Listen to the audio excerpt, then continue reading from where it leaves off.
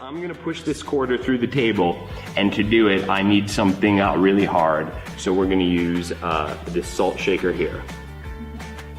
And now, Jonate, can you help me open up a napkin? Can you open up that napkin? Oh, this one right here? Yeah, go for it. That's just so we don't get salt everywhere. Hey, buddy. Or glass. Thank you. Very good. You want to put it? Oh, you got it. I got it from here.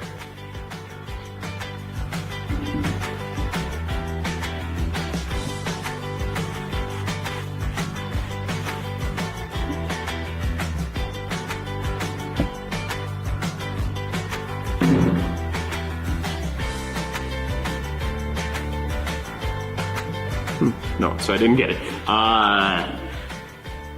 Okay.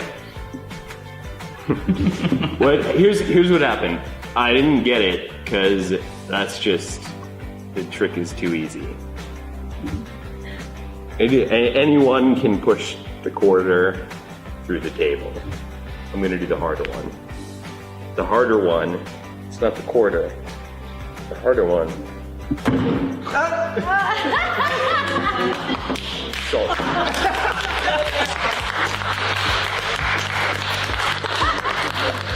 Okay, as promised, I'm now gonna teach you how I pushed that salt shaker through the table. Now, if you wanna do the trick yourself, you are going to need a salt shaker, and you are going to need some napkins and a quarter. And right from the start of this trick, you are lying about what you are going to do.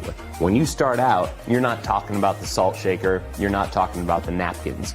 You start out by saying, I am going to push this quarter through the table. And the reason you do that is you want people looking at the table and looking at the quarter.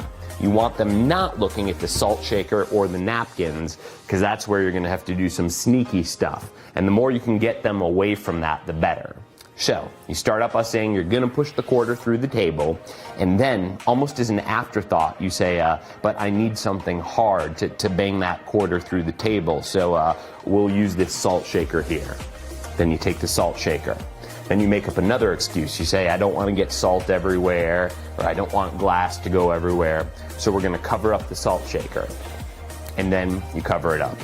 Now you can do this with paper towel and with most types of napkins. I prefer these napkins. These are kind of porous napkins that are square shaped, but it will work with most types of napkins. So the napkins are on top of the salt shaker, and then you bring your hand down like this, and you twist the salt shaker around like that, and you'll be left with the shell of a napkin on top of the salt shaker. So you can see the salt shaker down here. Now here's the secret to the trick. You can actually drop this salt shaker out, and it retains the shape of the salt shaker. So if you didn't know this salt shaker fell out of here, it would still look like I had a salt shaker in here. But of course I don't. So the question is, how do you drop that salt shaker and where does it go? I'm gonna tell you right now, step by step. You put the salt shaker under the napkin, and then the salt shaker, it's right there, it goes on top of the quarter, and you really pretend like you're trying to hit it through the table. Like that. And then you slow down for a second, and then you pull the salt shaker back towards you, and everyone's looking at the quarter. At that point, two things happen at once. First of all, you push the quarter forward, and as you do that, you slide the salt shaker back, and you drop it on your lap once it reaches the edge of the table. So you pull it back like this, and now I just drop it. And if you can't see it, that's because I'm right at the edge of the table. Now, what I'm actually doing, I'm pulling it back and dropping it like this, but you're unable to see it because I keep my hand flush with the table like this. Here it is, and now it's gone. Also, further misdirection here, you're sliding the quarter forward at the same moment because you want everyone looking at the quarter, not at the shell of the salt shaker. And hopefully everyone's attention will be on that quarter. Then you bring the salt shaker back towards the middle of the table and you say, you know what the trouble was? This trick is too easy. Anyone can push the quarter through the table. I'm gonna try to do the harder thing. You don't say what the harder thing is. You just say the harder thing or something more difficult.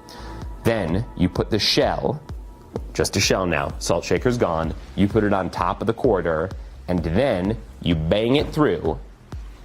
You take the napkin off to show that the salt shaker is gone. You say that you put the salt shaker through the table, then you reach down, you pick the salt shaker up from your lap, and then you reach even farther under the table as if you're really pulling the salt shaker through it. You've got the salt shaker, you bring it back out, and you slam it on the table. In just a minute, I'm going to teach you how to do 2 amazing magic tricks using rubber bands. But before I do, I just want to go over 2 quick things with you. The first thing is misdirection, this thing we talked about just a second ago. This is a key piece of magic. It's the idea of bringing someone's attention to one place because you don't want it in another place. So here, you bring the coin forward, not because you want people looking at the coin, but because you don't want them seeing that salt shaker drop on your lap. You're going to be able to use this technique, misdirection, in every trick that we go over today, so remember it. Now here's the next thing I want you to know. I do this trick all the time at restaurants, wherever I go, and sometimes I do it and I don't have a quarter on me, which is just fine.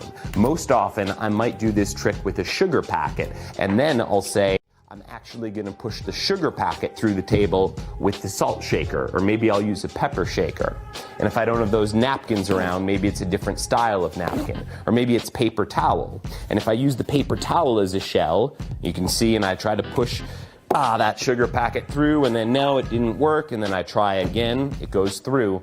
The trick is just the same, even though I've changed the quarter for a packet of Splenda, and I've changed the napkins for paper towels. The point is, even if you don't have the exact props that I have here, you can still make the magic work. Okay, all that said, let's watch some magic with rubber bands. Stefano, I got a yellow rubber band, and I can put it on my bottom 2 fingers like this, right? Now you can see it's on my bottom fingers, and if I want to put that yellow rubber band on my top fingers, I gotta take it out and put it back on like that. And you guys would see it if I do that, right? You guys see if I take it off, slide it. So I'm gonna make it impossible for me to do that. I'll take the red rubber band back from you.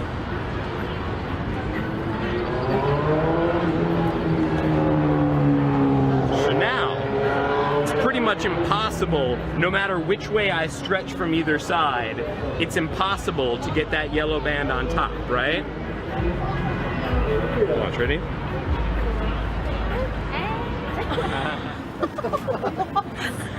You don't move the rubber band with your fingers. You move the rubber band with your mind.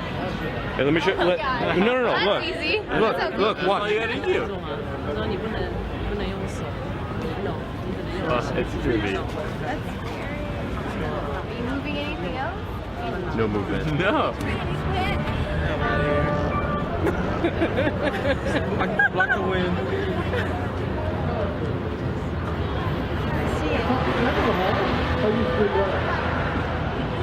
I'm impressed.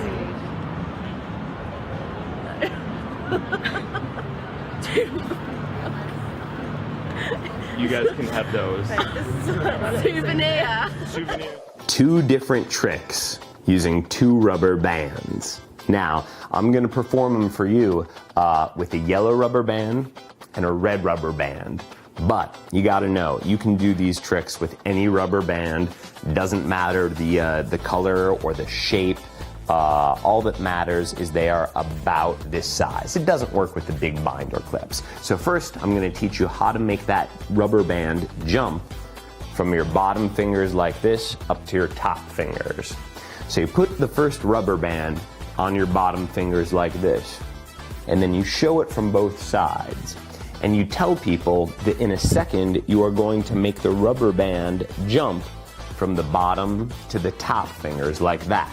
And as you do it, you actually take the rubber band off your finger like this, and then you put it back on your fingers.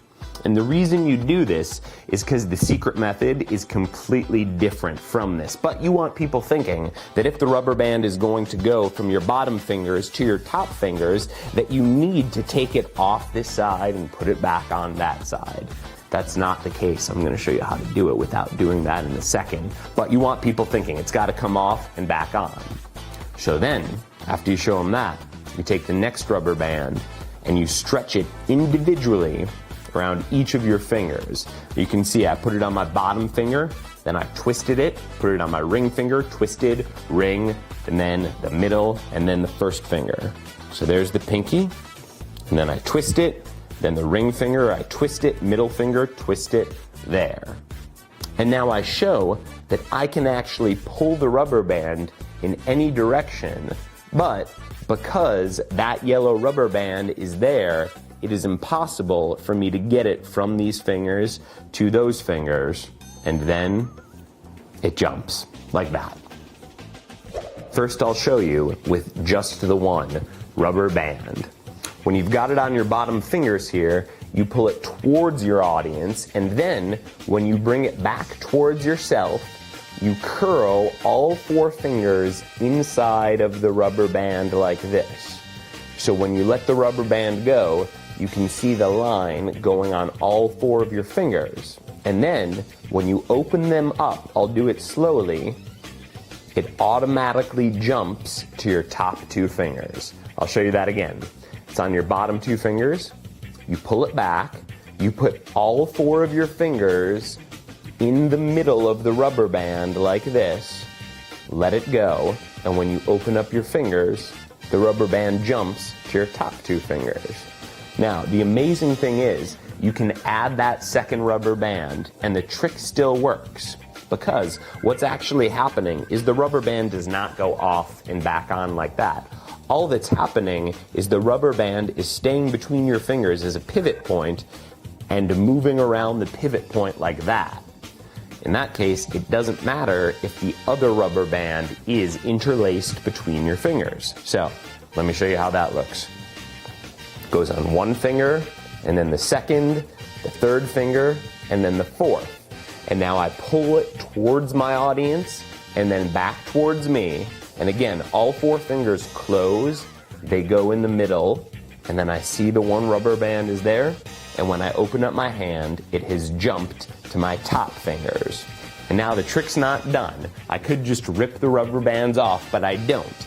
Instead, very meticulously, I take the rubber band off 1 finger at a time, I put it aside, and then I pull the rubber band off. In other words, I want people to think it is a big deal to take this rubber band off. Of course I could just rip it off, but I think the magic is so much more amazing that it happens instantly if people believe that it takes a while for you to take that rubber band off your fingers. So that's how it's done. You already know about misdirection, and here's the great thing. You can use misdirection in this trick too. Now in the last trick, we used misdirection when we were secretly dumping that salt shaker on our lap and we pushed the quarter forward. Here, you use misdirection at a different time and for a different reason. You've got the rubber band on your fingers, and then you've got the second rubber band laced up. Now, the sneaky move that you have to do, as you guys know, is you pull this rubber band back towards you like this. You put all your fingers in. So from the front, it looks like this. There's not much to see, but still, you don't want your audience looking at you as you do it. So, in this case, you want to misdirect people from your hands up to your face. And here's the best way to do it. First, you look down at your hands as you're repositioning the red rubber band and showing that there's no way it can jump no matter how you move. And then, as you do the secret move, you look up to your audience like this and you ask them a question, like, is there any way the rubber band could jump if I don't move the yellow rubber band? So, let me put that all together. I say, there's no way this red rubber band can move because it's locked onto my bottom fingers. And let me ask you, is there any way the rubber band could jump if I don't take the yellow rubber band off? So that's the formula. You look down at your hand, and then you look up and you ask a meaningful question. I learned that formula from Michael Amar, and that will give you all the misdirection you need so people aren't looking when you do the secret move, and that lets you do the magic move, which looks like this. The second lesson to learn here is conditioning. And what that means is if you have to do something sneaky, and in this trick, as you know, there's that sneaky move, you want to condition people such that when the sneaky move happens, they're kind of used to seeing you do it already. So if I didn't do any conditioning, then I would just put the rubber band on my fingers here, and I would do the move like that. But if I did that, everyone would wonder, why didn't I just close my hand? So the conditioning process here, much like you might condition if you're training for a weightlifting competition or if you're going to run far, you'll do conditioning by running shorter distances, such that when you really run the marathon, it's not that hard to run it. Here, the conditioning is stretching the bottom rubber band around a bunch of times, such that when you do the secret move, it's not such a big deal because people have already seen you stretching it in every direction. So the time you stretch it where you actually do the secret move, not a big deal. Then you do the magic move, and that is a big deal.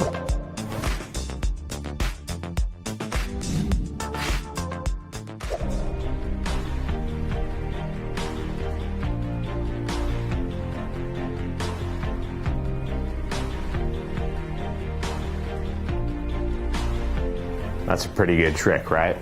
And I'm going to teach you how to do it right now. It starts out using the same misdirection as last time. In other words, you have to get the rubber bands in a kind of a sneaky setup. And to do that, you want people looking at your face, not your hands. So, let's say you did the jumping rubber band trick for them, the one that you just learned. Then, after you did it, you might ask them, isn't that a cool trick? Isn't magic great? Whatever. And as you're talking with them, you're engaging them with your face. You are doing the secret setup for this trick. Now, to you, it looks like the trick begins with the yellow rubber band stretched like this. And I'll show you from the side how that looks. It looks kind of like this. This is what you think the starting point of the trick is. But in truth, this is not the starting point. The trick actually starts with most of the rubber band concealed behind your right fingers and only a small part of the band stretched like that. Now you don't know that because from the front, all you can see is that rubber band, but from the back, you can see most of it isn't even in sight. So, the way you get this into position is you grab the rubber band towards the top, and then you place the second rubber band on top of it like this, and you stretch the rubber band out. And again, from the back, most of that first rubber band is behind your hand. And then, the way you get it to rise up is you slowly release the band that's on top. And from the back, you can see the rubber band by where my fingers is, it's actually getting shorter because I'm slowly letting it go. So you can see from the back that all I'm doing is letting the rubber band go. But from the front, they don't realize that you're loosening the slack of the rubber band. So it just looks like that rubber band is going up a plank. What's nice about rubber bands is because they're made of rubber, there's a natural friction there such that you can actually make it go straight up. Some people just do it going sideways, but because there's friction, you actually do it going up. So here's the whole performance. I'm getting in the secret position. I asked them about the first trick. I said, wasn't that an amazing trick? Do you want to see one more? And by the time they say, yeah, I'm in position. And again, positions like this. And then I just release the top strand, and little by little that rubber band climbs up towards my other hand. Now, once all the slack is done, what I do is I tilt the rubber band like this, and I drop the one into my hand, keeping the other rubber band in this hand. And the reason I do that is because right now this is an uneven rubber band.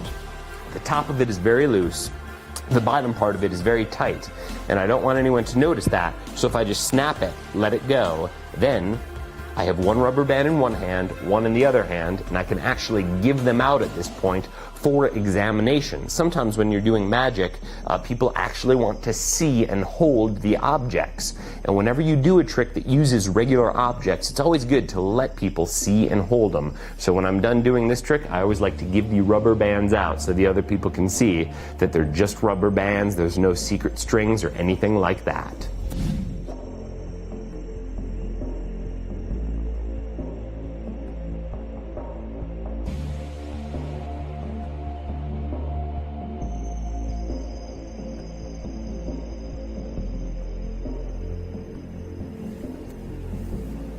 Did you see how slow I went there?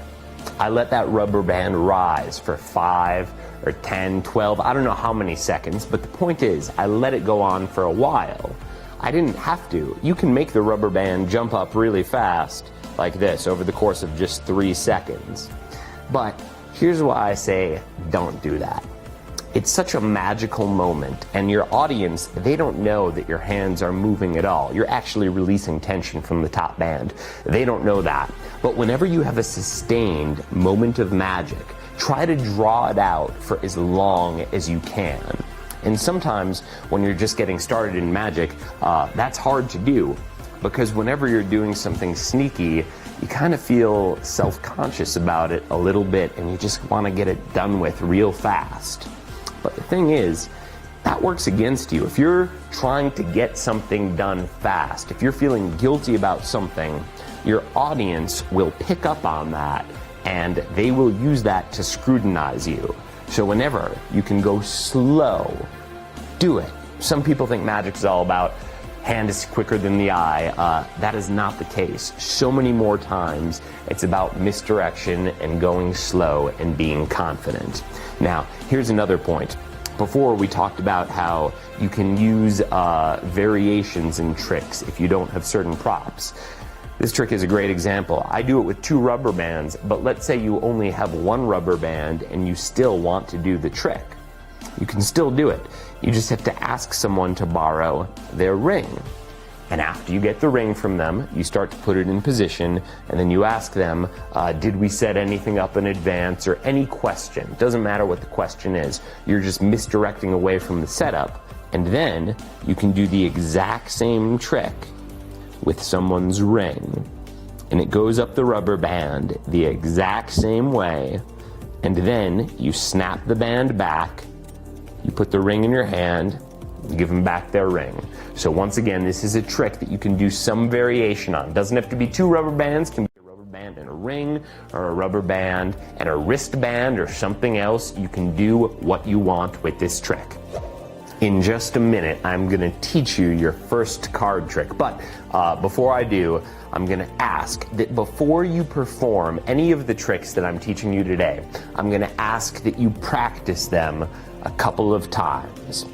Go in front of a mirror and actually perform the trick to yourself in the mirror as if you're performing it for people.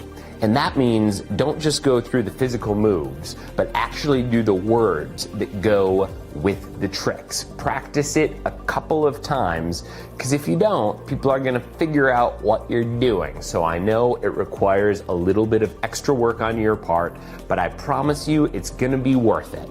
Okay, let's watch a card trick. This time we're gonna use 2 cards. We'll use 2 cards for this trick. Another 9 and a 6. And you guys go, you can remember that they're both black. Remember that. Put one of them here and put one of them there. Different places in the deck. Push it in.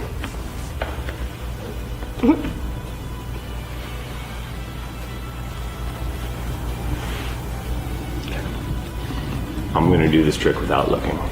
It's gonna happen behind my back. I'm gonna take the cards, I'm gonna throw them over my shoulder, and then they're gonna hit the wall on the floor. Whoa. It's a bold prediction right there. They're really gonna sail over there. And you're gonna I'm wanna watch watching the whole day. Ready?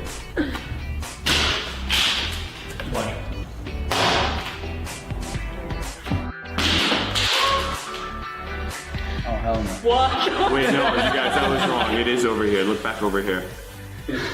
No way. Wait. Yeah!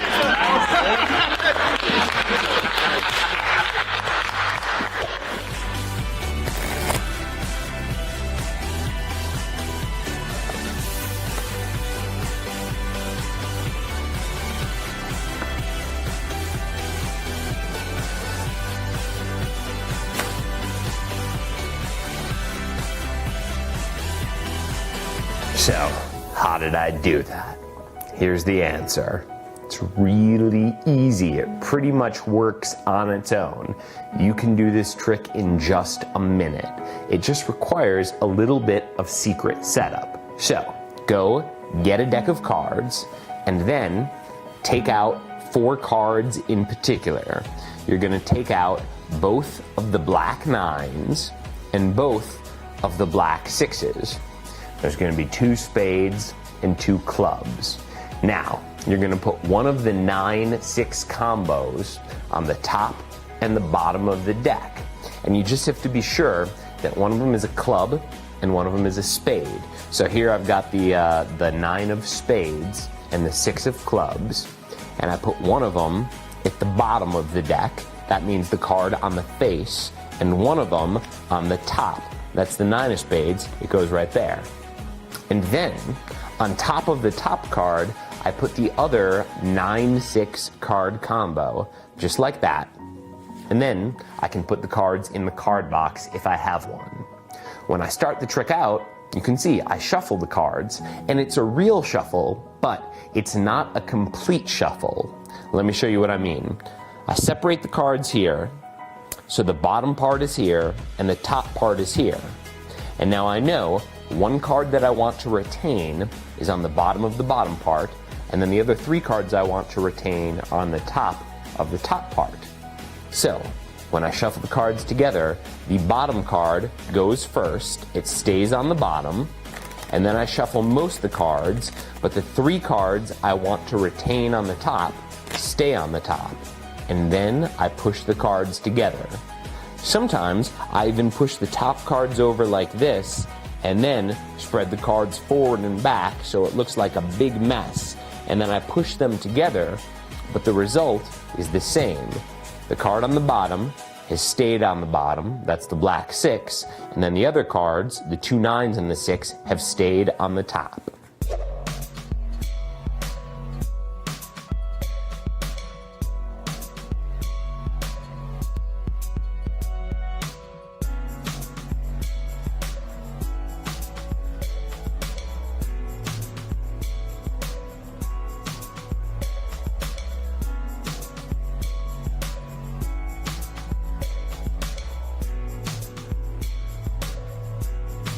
So I tell people, I'm going to use 2 cards for this trick.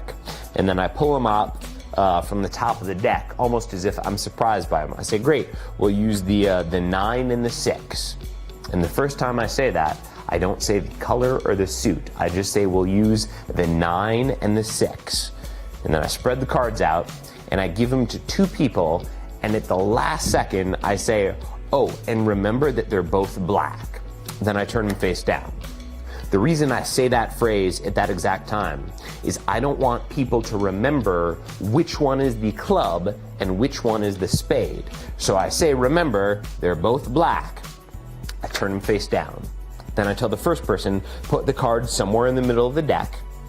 They do. I tell the second person, put the other card somewhere else in the middle. They do. And then I square up the cards like this. Now, you can have some fun. You can throw the cards against the wall, you can throw them against the ceiling, you can throw them to your friend, you can throw them at your friend, doesn't matter. But when you throw the cards, just be sure your thumb is on the top and your fingers are on the bottom. And then, if you move your hand fast, all of the cards will sail out from your hand except for the top card and the bottom card. And that's because the friction created by your thumb and your fingers will actually stick to the cards, whereas there is much less friction between the cards, so most of the cards are going to go sailing. So you hold the cards like this, you're not touching the edges, just the top and the bottom, and then you shoot your hand, and most of the cards jump out, and you will always be left with the top card and the bottom card. Now, we know that these are two different cards. We started out with the 9 of clubs and the 6 of spades. Here we have the 9 of spades and the 6 of clubs, but most people are not going to notice the difference. As a matter of fact, I'd say only 1% of people notice the difference. And that's why at this point in the trick, you show and you also name the cards. You say it is the 9 of spades and the 6 of clubs. Couple of quick notes on this trick. As you know, this is a trick that requires you to do some stuff before the performance even begins. We magicians call this setup or advanced setup. You have to get 3 cards to the top of the deck and 1 card to the bottom of the deck. Now, if you're at a friend's house, you can take the deck of cards over in the corner to the bathroom, do it quickly. If there are cards sitting around your house, you can have the cards set up and ready to go. Now, not every situation will allow you to do advanced setup. That's just fine. You're going to learn 2 other card tricks that do not require any advanced setup, but this one does. So don't make a big deal out of it. Just no one will notice that you're doing a setup because they don't even know that you're going to perform a magic trick.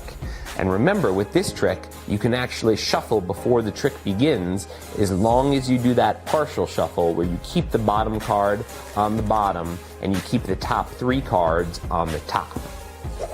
Confidence. Confidence is so important in all the performing arts, but especially in magic, and especially a trick like this. Here's what I mean. When you start off the trick, you say that you've got a black 9 and a black 6. And because you know that the 9 and the 6 are going to switch, we start out with the 9 of spades, we end up with the 9 of clubs, we start out with the 6 of clubs, end up with the 6 of spades.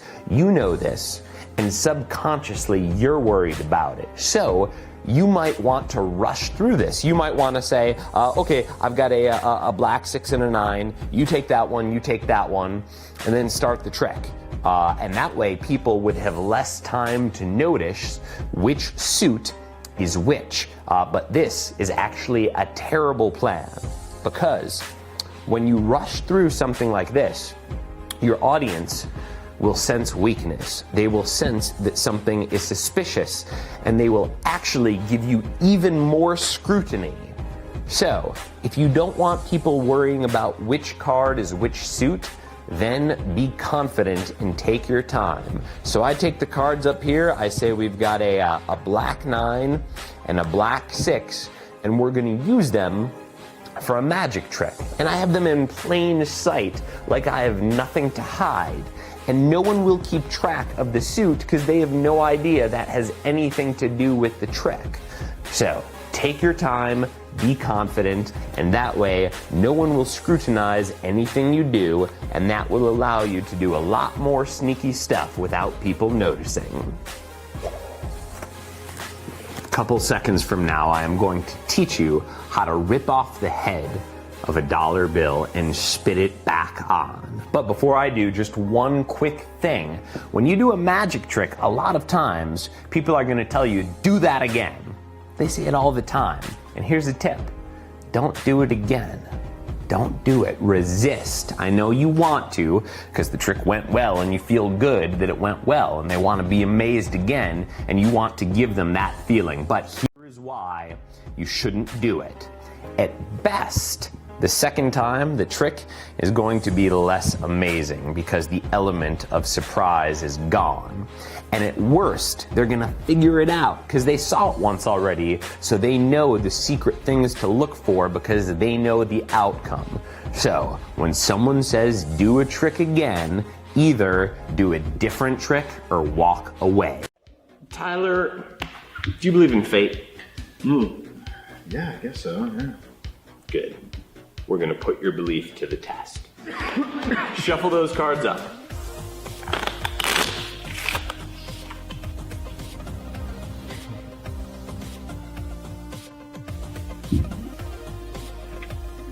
Are they random? Yes. Or is it fate?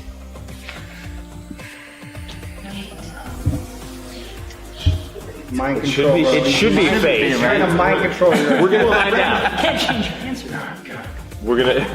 We're gonna find out. I'm gonna take one card out of the deck, okay? No one can see what it is. Did anyone see? No. Yes. Did you?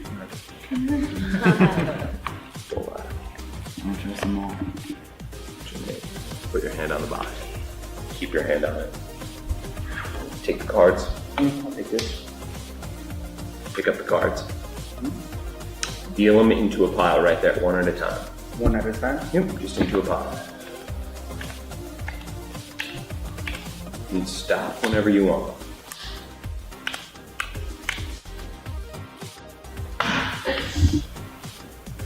Was that a free choice, how many cards you dealt? Yeah. Or was it fate? Pick up all the cards.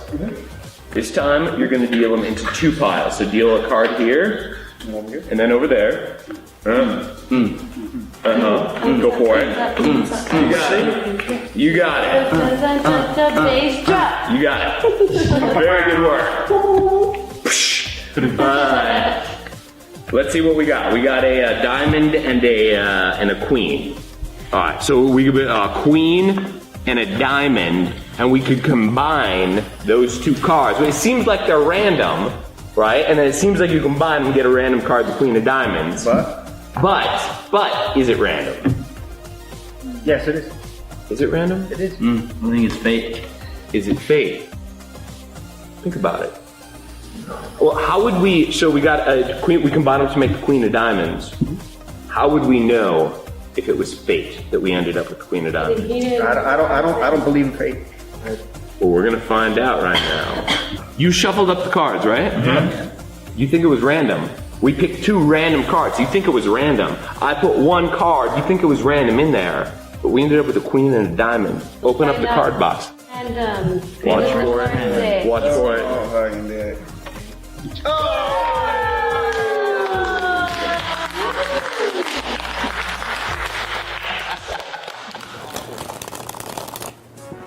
Here's how you do this one. You get a deck of cards. It can be your friend's deck of cards. And you ask your friend, do you believe in fate? And then you wait for your friend to answer. And you actually talk with your friend. Get their answer. Ask them about it. So many magicians, they're so eager to just run through and just get through with the trick. But it's so much better if you can take a minute to actually connect with someone. Find out what they think about fate. And then ask them to shuffle the cards. Now, your friends can shuffle the cards as much as they want, and then you ask them, is the order random? They'll say yes, but then remind them, could it be fate? Wait for their answer, then go forward. Then, you look through the cards, and it looks like you're going for any card in the deck. In this case, I took out the Ace of Hearts. But here's the thing, this was not a random card.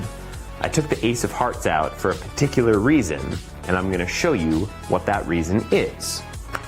When I looked through the cards, I saw that the top two cards, the cards farthest away from me, the first one was the Ace, and the second one was a heart. And that means I had to take out the Ace of Hearts.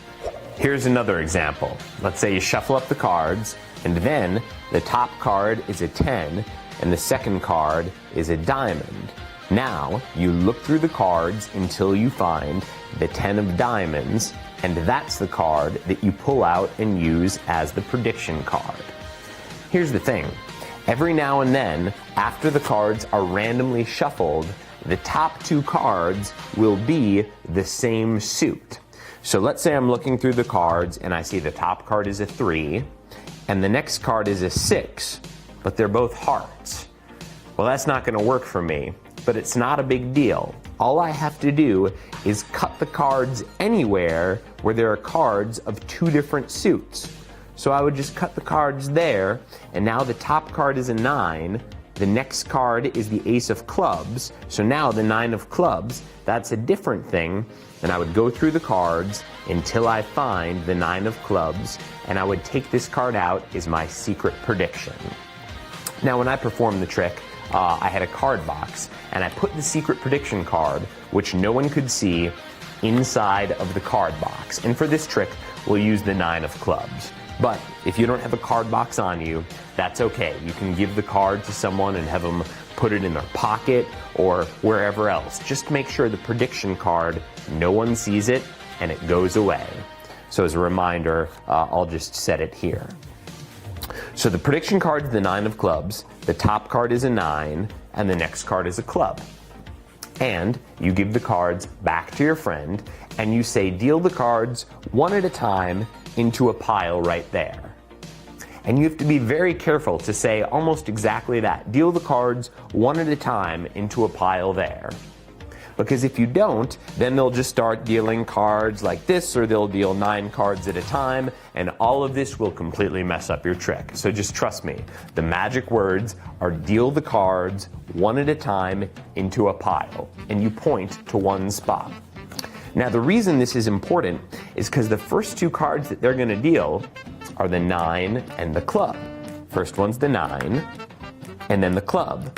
And then you can have them deal as many cards as they want. It doesn't matter, because as long as they're going into one pile, the bottom cards of that pile will be the 9 and the club. And now again, you ask them, you pause, you say, did you deal however many cards you wanted? They'll say yes, and you say, or was it fate? And if they have an answer, wait for them to answer. Then you ask them to pick the cards up, and then you say, now deal the cards into 2 piles alternating like this. And make sure you say it clearly and actually take your finger and show going back and forth. And then they'll know to deal the cards alternating. And what's great is the last 2 cards of the pile, the bottom 2 cards, are now on the top. That's the 9 and the club. Now you pretend like you don't know what cards these are, even though you do, and you turn them over. And whichever card you turn over first, if you turn over the 9 first, then you call out that it's a 9. If you turn over the ace of clubs first, you call out that it's a club. Like this. You say, great, so we've got a club, and we've got a 9. And we can combine these cards to make an even more random card, the 9 of clubs. And you can hear I kind of struggled with it. I said the 9 of clubs, as if I was forming the card in my head the whole time. Of course, that's just acting. I knew this trick was going to end with the 9 of clubs. If I turn the cards over the other way, I would say, okay, let's say we've got a 9 and a club, and so we could combine them to make the 9 of clubs. And as I say this, I put one card on top of the other, and then I put one pile on top of the other. So now we have completely cleaned up all the piles, and it's impossible for people to trace back how we've arrived at this 9 and this club. And then the last question I say is, so this card, this 9 of clubs, this was a randomly chosen card, or was it fate? And then you just say there's one way to test, there's one way to prove it. And if the card was in the card box, you would have your friend open up the card box, reveal the card, and it will be a perfect match. At the start of this trick, I told you that you should try to connect with your audience, really talk with them. And now I'm gonna tell you why. Here's why. If you make the trick just about the physicality, then people are gonna try to bust you. But if they actually like you, then worst case, the trick messes up, they're still gonna like you as a performer. And best case, if you're really engaging with them, they're not even gonna try to figure the trick out. Also, your style can determine how high their guard is. In other words, if you have a challenging attitude, if you say, I'm gonna show you the most impossible piece of magic and you're never gonna figure it out, well now, they're gonna try to figure it out. But if you're kind of having fun with them, if you're smiling and laughing, then that's going to bring their guard down. They don't even want to figure it out, and that will make it much easier to fool them. Okay, let's learn another card trick now. Can you shuffle up Ethan? Yes. Okay, Ethan, shuffle up the cards. Sometimes I do things that are impossible as a magician. Okay. This is not impossible. This is just really hard. Everyone ready? This is just hard. Okay. It's pretty good. I'm gonna memorize the whole deck of cards in 6 seconds. Right when I pick them up, you count to 6 slowly. And I'm gonna try to memorize them all. Here we go. Right. 1, 2, 3, 4, 5, 6. Cut half the cards right there. Or however many you want. Yeah, what half? Okay. I'm gonna mark where you cut. Now I'm gonna do something else. It's not impossible, but it's really hard. I'm gonna try to look at the cards and judge where you cut, okay? So we just look, even just a little glance. So card number, I'm going through because I memorized them all. So there was a Jack of Diamonds, and then a 6 or 7 of diamonds. I think it's a 7 diamonds and a Jack of Diamonds.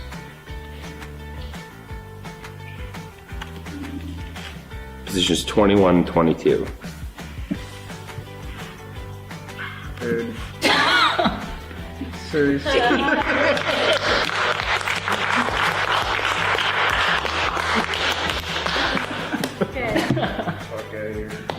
I'm gonna. Wait, what?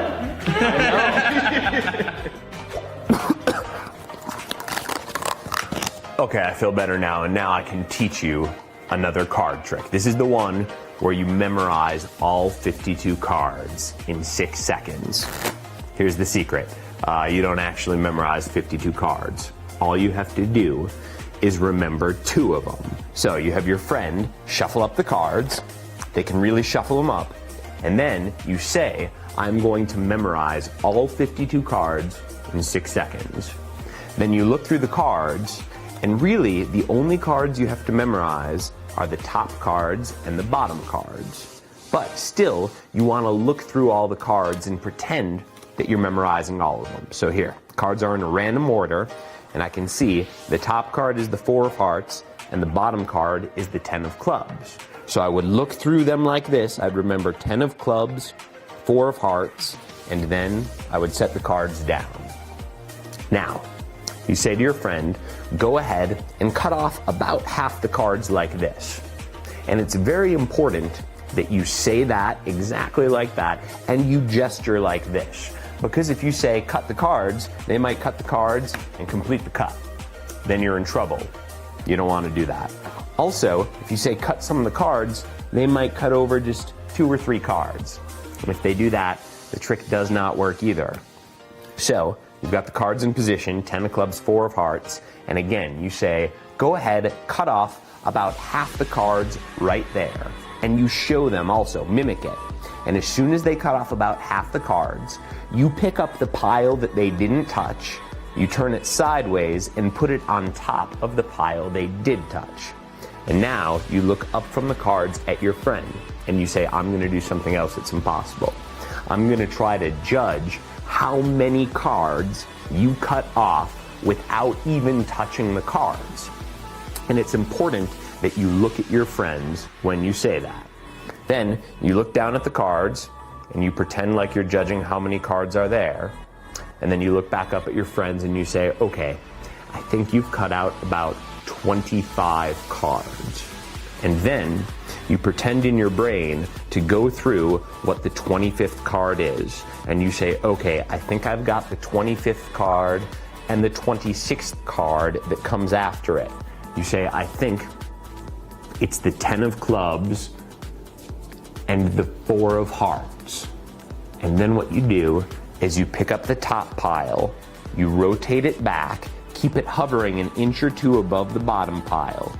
You take off the top card of the bottom pile, and the bottom card of the top pile, and then you set the two piles together. And then you turn everything over, and you reveal that the cards that they cut to are the 10 of clubs and the 4 of hearts. So, how does that work, right? Here's the secret. This is a move called the crisscross force. And what that means is it's a force. You are forcing people to pick the 10 of clubs and the 4 of hearts, or whatever card are on the top and the bottom of the deck. If you pay attention to where the cards really are, you can see they start on the top and the bottom, and then when you cut, your friend cuts, and you put the cards crisscross like this, they lose track of which pile is the top pile and which bottom is the bottom pile. And now the two cards they selected, they're right in the middle. So when you pick the cards up like this and you turn it around and you keep the cards hovering, you're really selling the idea that your friends cut between these two. They didn't. The cards started out like this, but you want them to think that they cut off this portion. So you take off this card, which is really the top card of the deck, and this card, which is really the bottom, and then you put that pile back on top. Now you're really selling the idea that these cards came out of the middle. You name what they are, you turn the cards over, and you show them, and your friends will believe that you have not only memorized all 52 cards, but that you can tell how many cards they cut off just by looking at them. My friend Ryan Stock was the one who gave me the idea to use the crisscross force as a technique to pretend to memorize all 52 cards, but there are a lot of different ways that you can use the crisscross force. Here's the most simple one. You take the cards out of the box, you give them a shuffle, and then you again ask your friends to cut off about half the cards. They cut off half. You say, okay, I'm gonna mark where you cut. Now, in a second, I'm gonna turn around. And after I turn around, only wait till I get completely turned around, then I want you to look at the card that you cut to, okay? So then you turn around, and your friends will look at this card, and then you say, put it back in the deck. They put it back in, and then you turn around, you say, okay, I'm gonna guess what card it is. I'm gonna guess that you cut to the Jack of Hearts. And here's how I knew.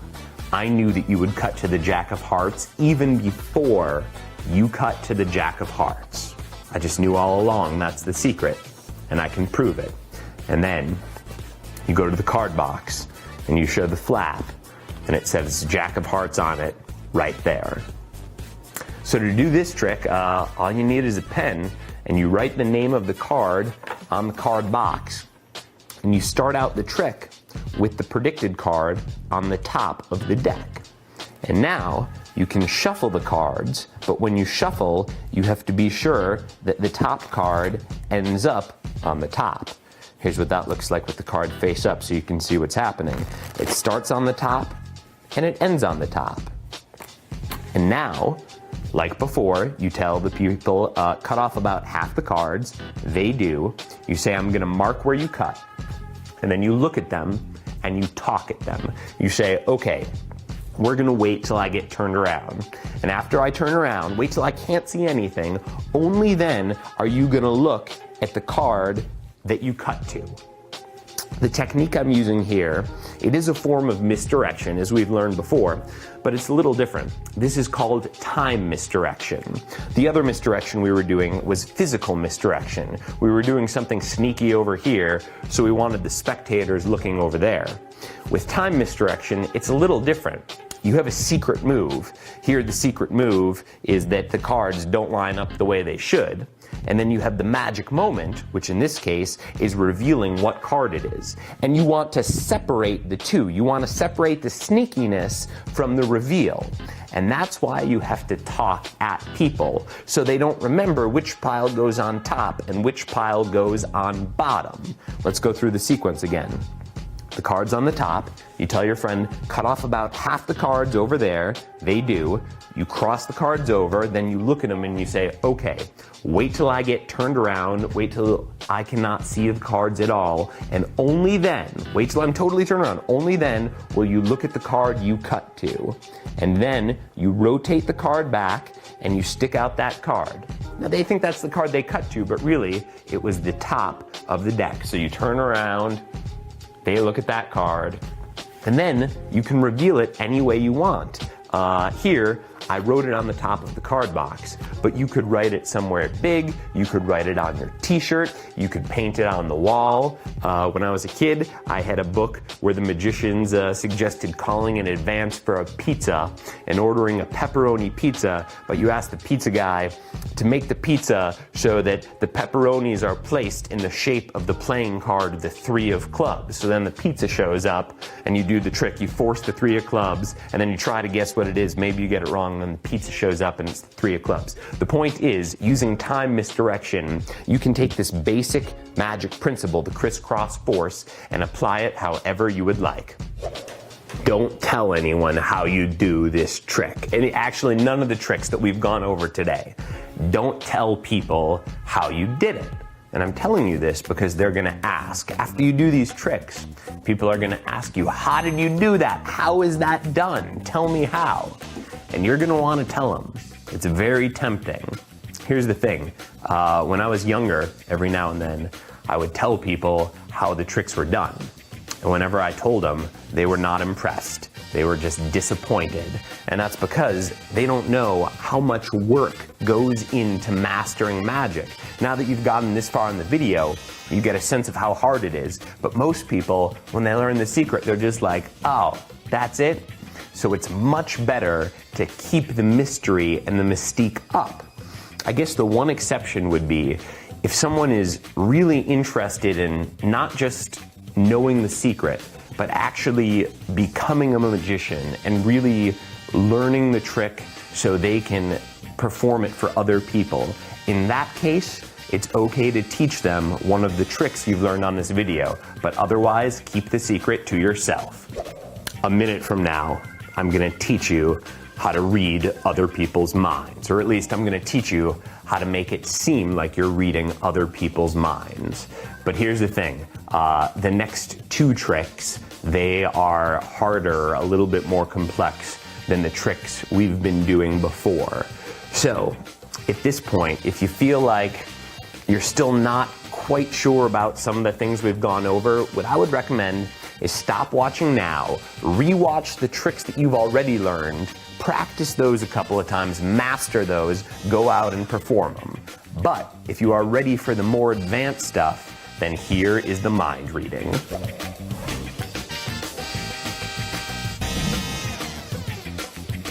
Does someone have a phone, like an iPhone? And as he brings it up, look through the pages, make sure that, oh, there's some notes for me. What's up, bud? Make sure they're all different, yeah? Okay, keep going. Okay. Looks like a normal book. Right, doesn't it? There's the word the. I've seen that. Okay.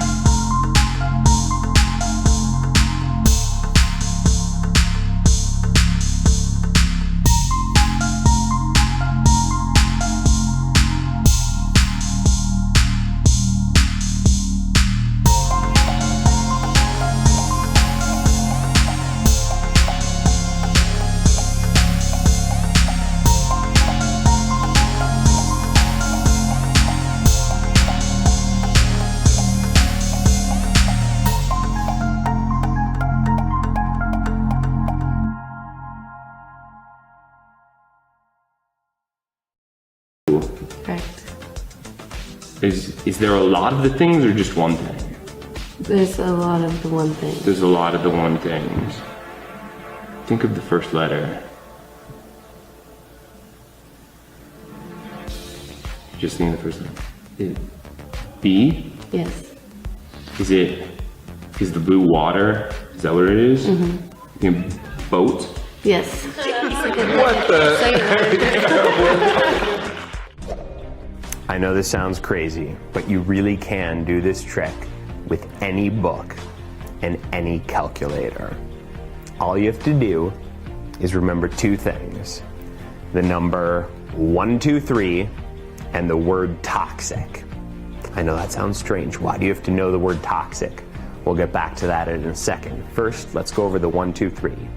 You borrow a book from someone, and then you ask them to look through some pages to make sure that they're all different. And you want a book that has at least, we'll say, 150 pages. And then when you get to a book, when you get to a page that's in the hundreds, you stop and you look at the number. In this case, it's 174. So you just remember 74. And then you look 2 lines down and 3 words across. And here, it's the word after. So I remember the number 74 and after. So now there's a couple things we're remembering. Before, you have to remember the number 123 and the word toxic. And here, you have to remember 74 and after.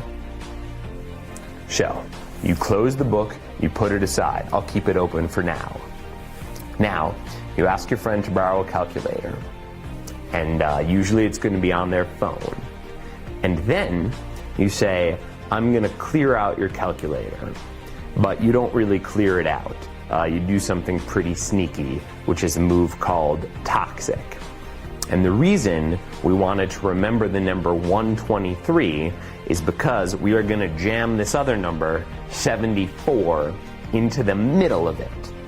We're going to keep the 1 where it is, but then we're going to put the 74 next, and then the 23 at the end. So we'll always have a 5-digit number at the end. The first digit will be 1, the 4th digit will be 2, the 5th digit will be 3, 1, 2, 3, but then the 2 digits here, they're going to change. In this case, it's 74. So I punch into the calculator. Let me open it up again. I punch into the calculator 174 23.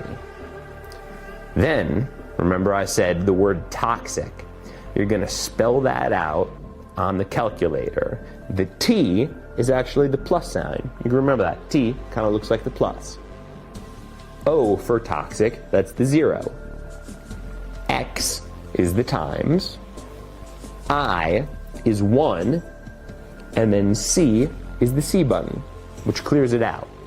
But here's the thing. The calculator isn't actually cleared. It's secretly remembering the number 17423. And it's going to access that number when you push the equals button after an equation. So your friend can put any 2-digit number into the calculator. I'll do 55. And then you do times another 2-digit number, times, we'll say 62, and then times a 1-digit number, times 7, we'll say, and then when you push equals, it comes up 17423. That's the number. The first digit's 1, 4th and 5th digit, that's the 2 and the 3, and the 74 is the number. So, because you know that number in advance, and because you looked through the book, and you know that on page 174, 2 lines down, 3 across is the word after, you are all set to do this mind reading demonstration. So, the book is closed, but you tell your friend, open up the book and go to page 174. And they do that, and you make sure that you can't see what they're doing. You say, go to page 174, it'll take them a while to find it. And then you go over the number, you say, okay, it was 17423. So, go 2 lines down, go to the second line, and look at the 3rd word across. And then they're going to see that 2 lines down, 3 across, that's the word after, which you know in advance. And at this point, the trick is pretty much just acting. You know the word they're thinking of, not because you read their mind, but because you knew the word in advance. You could tell them right away, your word is after, but that wouldn't be very dramatic, and you wouldn't sell the idea that you're actually getting inside of their brain and thinking about their word. So, kind of like we did with the rubber bands, where we try to stretch that moment of magic out for as long as we can. You do the same when you're pretending to read someone's mind. You look at them and you say, okay, just think of the first letter. The first letter, just think about the letter, just only the one letter. The first letter, is it an A? And you can see it took me 15, 20 seconds. I could have just said first letter's an A. But then everyone knows that you just know the word. You want to convince everyone you're really reading their minds. Now, if they're thinking of an object, let's say their word was cheetah, then you can say, okay, imagine the word and imagine it. I'm getting some colors and movement. Is this something that moves? Is it yellow and brown and something that's running? Is it an animal? Are you thinking of cheetah? In other words, you get it in as many steps as you can. We've got the word after here, so here I might just do letter by letter because we can't picture the word after. So I'd just say, think of the first letter as A, think of the next letter. All right, it's not an A, it's an ath. I'm getting an F. Is it an F? And then I would go for the word after. In other words, if the object is a noun, then you can pretend to actually imagine the noun, and if it's not, then you just go letter by letter. So that's the first point I want to make when you're pretending to read minds. Here's another point I want to make with this trick. You don't need the book. You don't need the book to do the toxic force, the calculator part of the trick. There are all sorts of different ways that you can force a number, different tricks you can do now that you know the toxic force. For instance, you can put your phone number into the phone. Let's say your phone number is 732-555-6968, right? You push this in, and then you spell out toxic, which is +0 times 1, and then the clear button. Now, because the phone number, that's 9 digits or 10 digits, now you need people to put in more digits. So you say put in a 3-digit number, hit times another 3-digit number, and then times a 2-digit number, and times a 2-digit number, and then push the equals button. You know the number that's going to come up. So let's say you put your phone number in, your own phone number in. You can see what came out, and you ask them to read it out. And then you say, okay, now use your phone to actually call this phone number. And then when they call it, you'll be the one to pick it up. Here's another use of the toxic force. Let's say you want to put in your friend's birthday. So you go on social media or somehow you figure out your friend's birthday. We'll use my birthday for now, which is April 17th, 1982. So you would put in 4171982. Now again, you do the toxic force, which is +0 times 1 clear. And again, you say put in a 2-digit number times 3-digit number, doesn't even matter, times a 3-digit number, doesn't matter what digits they put in or what number. You say hit equals, and then they won't recognize this as their birthday. You can just say, look at that number, because I'm going to try to predict what it is. You can say there's a 4 and a 1 and a 7, 1, 9, 8, 2. So they're looking at the calculator. You're just trying to guess the numbers out of your head, and then you can say, you know how I knew? Because look at the number more carefully. That is your birthday. So those are just a couple of other things that you can do now that you know the toxic force.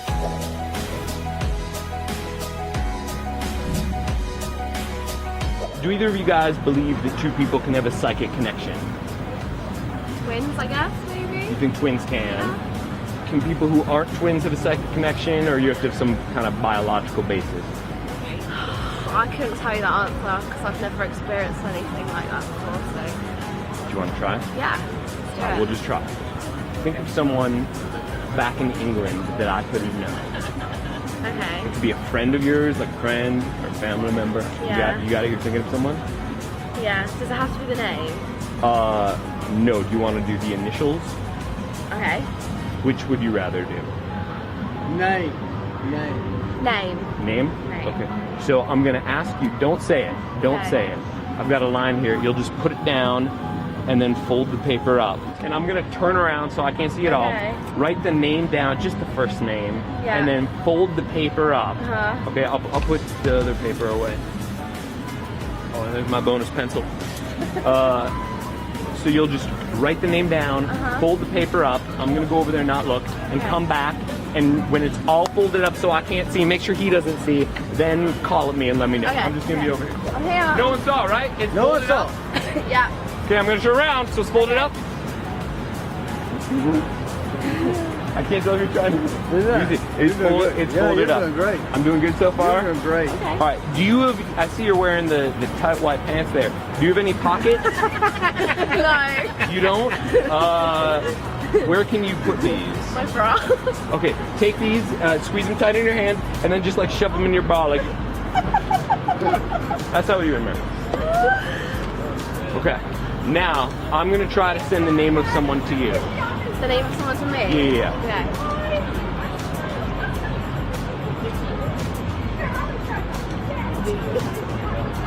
It's weird, right?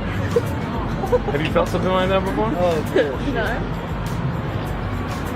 I got another piece of paper for you. Don't let anyone see, but go write the name down. I'll turn around here. Don't let anyone. Let me know when you're done. I'm done. Oh, you're done already? Okay, sorry. Here. And then again, so I'll take the pencil back, and then all the pieces in the bra or wherever. Is this gonna go on Facebook? If you play your cards right. Okay. So first of all, the name that I sent you, I'm going to tell you right now, you're thinking if it's a friend or a family member, it's my friend. Did you know that when the name popped in? Male name? It was a male name. Tell everyone. Jack. Okay. And Jack, when I was in 4th grade, what did he do to me? Did he bully you? He did. He punched me. Now look, it's fine. They're not going to believe it. That's fine. But the name that you wrote down, no one saw, right? No. They're not going to believe me, but they're going to believe you. Okay. That name. Just think of the first letter. Send me the first letter. It's an R. It's an R. Don't say anything. It's not, don't say it. Is it Russ or Russell? It's not Russ, it's Russell. It's my dad's name. Russ is your father, right? Yeah. What the hell? I'm shaking. For this trick, all you need is 2 pieces of paper and a pen or a pencil. Now personally, I like to use note cards because note cards are thick, and if you use thinner paper, people might think that you can see through the paper. That's not how the trick's done, but just because some people think that, I like to use the thicker paper. Same reasoning. I like to use pencil because people know pencil doesn't go through paper, but in a pinch, you can do this trick with any pieces of paper, a piece of printer paper, notebook paper. You just rip it up into pieces about this size and you're good to go.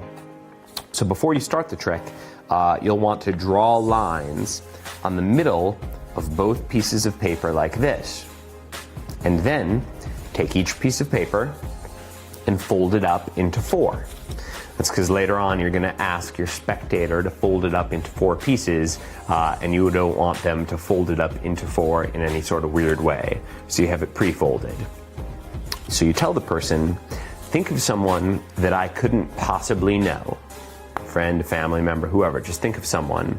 And now just think of their initials and write their initials down on the piece of paper. And you tell them, but before you do it, I'm gonna turn around and I want you to go somewhere where I could not possibly see what you're writing. So they write down the initials, and let's say they write down an X and a Y. XY.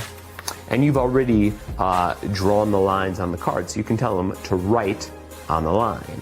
And then, while you're still turned around, you say fold the piece of paper in half and fold it in half again. And then you wait for them to say the piece of paper is folded up, and then you turn back. And at this point, you do something that magicians call a center tear. So here's what it looks like. The center tear, you've got a piece of paper, you fold it up, and then you ask them to hold their hand out, and you drop the paper in their hand. And here's the crazy thing. I didn't actually drop what they wrote into that pile of paper right there. I've got it secretly in my hand right here. Now it's called the center tear because when you tear the paper up, you are keeping intact the center of the paper, which in this case says XY. So this is a technique basically where you can have someone write something on the middle of a piece of paper and then you tear it up, but you secretly retain the torn up paper. I'll teach you how to do it right now. They've written their initials in the middle of the paper and folded it up. Now, you hold the piece of paper so that the middle fold is in the upper right. In other words, all of the corners of the paper, they're in the lower left. All the information is up here because this is the center of the paper. So here it's in the center, but when it's folded up, all the information is in this corner. So you rip the piece of paper in half, like this, and then you turn the pieces this way and put this one behind the other one and tear them in half this way. And then all of the information is in the one piece of paper closest to you. So when you hold it in your right hand, if you pull this piece of paper back with your thumb and push the other pieces of paper forward, you'll actually secretly have the one piece of paper that has all of the information on it, which in this case is an X and a Y. After you're done doing the center tear, you're gonna give the leftover pieces of paper to the spectator, and you're gonna keep that one piece of paper for yourself. And you do it in a particular way. Let me show you. The piece of paper gets folded up, and then the secret information, all the folds, that's in my upper right. So I tear, and then I tear again, and then I put all the pieces in my right hand, and I tell the person, open up your hand like this. I show them with my left hand, and as I do that, I'm secretly pulling back the one piece that has all the information in it. And then I keep that curled up in my fingers like this. Magicians, we call this palming. That's secretly keeping something in your hand. And all the other pieces are at my fingertips. And I ask the person to open up their hand, and when they do, I put all the pieces in their hand while I'm secretly concealing the piece with the information on it in my fingers. And then, using my right hand, after I drop the paper off, I say close your hand up real tight like this and put the pieces of paper in your pocket. And then, as I'm showing them how to put the piece of paper in their pocket, I'm actually taking this piece of paper that has the writing on it, and I'm secretly putting it in my pocket. So now, I don't know what the piece of paper says, but I've got it in my pocket, and they have got the leftover paper in their pocket. At this point in the trick, I take out the other piece of paper, and I say, okay, got another blank piece of paper, and this time, I'm gonna try to send you the initials of someone that I know. And then I go through the ritual. I pretend like I'm actually sending them that initials. And then I ask them, did you feel that? Or did you feel something? Now I ask that because if they say yes, it's really cool. A lot of times they'll say no, and I'll just say, okay, that's fine. Still, just go over there and try to write down the initials that I sent you. So now they would go aside, and you would go aside, and again, you would turn your back to them, supposedly so you can't see what they're writing down. And let's just say they write down ZZ. They thought you were sending them ZZ for whatever reason. As they're writing that down, what you do is secretly, you reach into your pocket, you pull out the piece of paper, and you look at what they wrote down. And now for the first time, you see that they wrote down XY. And after you look at what initials they wrote down, you tear it up into 4, and then, once again, you secretly conceal those pieces in your finger. And then you ask them, are you done writing something down? And again, you ask them to fold the piece of paper up, and this time, when you turn around, you've already got these secret pieces in their hand. So you take the second piece of paper from them, and just like before, you tear it up, but this time, you're tearing it up with the secret pieces in your hand. So from the back, it looks like this. You've got the secret pieces here, you tear up their piece of paper, and this time, after you're done, you add the pieces from the last time to their pieces, and then you give it back to them, and you tell them to put all the pieces in their pocket. So now, the evidence is destroyed. All the pieces of paper are back in their pocket, and from this point forward, it's just acting. First thing you do is you say, okay, now I want to see if you got the name that I sent you. What initials did you write down? And then they just say what they wrote down. So they say ZZ, and you act like that's right. You say, that's right. I wrote down the name Zed Zebulon. That was the name of my friend in 4th grade. He beat me up. You make up a story. You make up a name that goes with the initials. Most of the time, they won't write down ZZ. They'll write down good initials like KJ. And you say, that's Kevin Johnson. He was my buddy, or that was a cousin of mine. You just make something up. And if you sell it, a lot of times they'll believe it. But if they don't, that's just fine. If you get the sense they're not believing it, you say, I understand. You don't believe me. I could be making up any name because I'm a magician. But I'm going to prove to you that we have this psychic connection. Because even if I'm lying, you're not going to lie. And there's no way that I could know the initials that you wrote down. But I want you to think about this person. Think about their initials. And sometimes at this point, I'll make a guess. I'll say, this person, is this a friend of yours? And sometimes they'll say yes. And if they do, that's really cool. And if they don't, I just skip past it. We call that cold reading, when you're just making guesses. Or if you get it wrong, if it's not a friend, you can say, wait, is it a family member? And maybe they'll say yes then. And you say, great, I had that sense. Then you say, just think about that first letter. What is it? It's an X, right?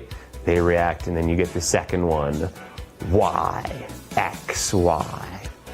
And now, you've kind of proved that you've had a psychic connection where they have guessed your initials and you have guessed the initials that they have written down.